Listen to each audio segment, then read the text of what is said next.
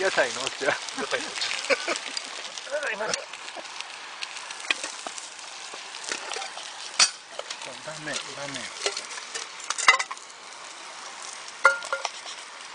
じですね。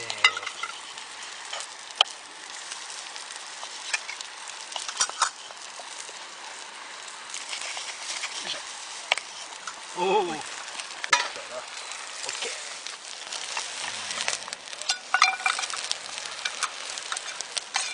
うまいわ。天満です。うまい。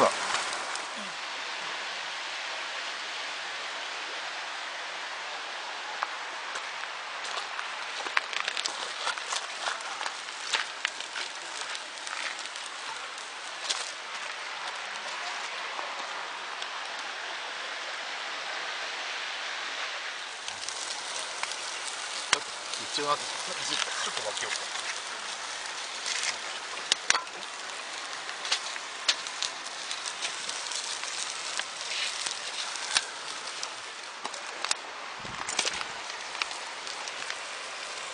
ほんまや、なんかもつ鍋みたいに見える。な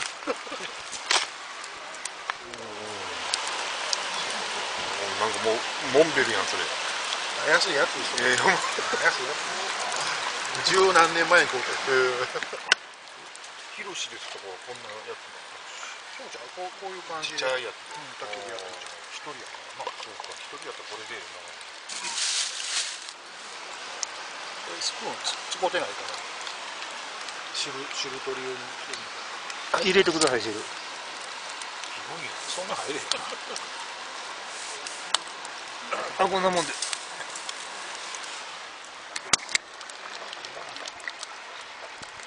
おお、沸騰してるやんそれ。うわ、ほんまや。今なかったな。よいしょ。どこが見えるよ。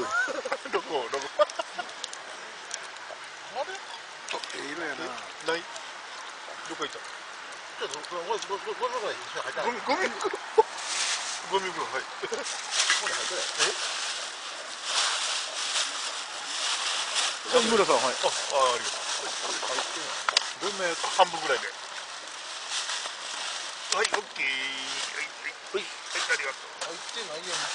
リュックのここら辺からこう手がこうやってやつ作ってな。うまいやね。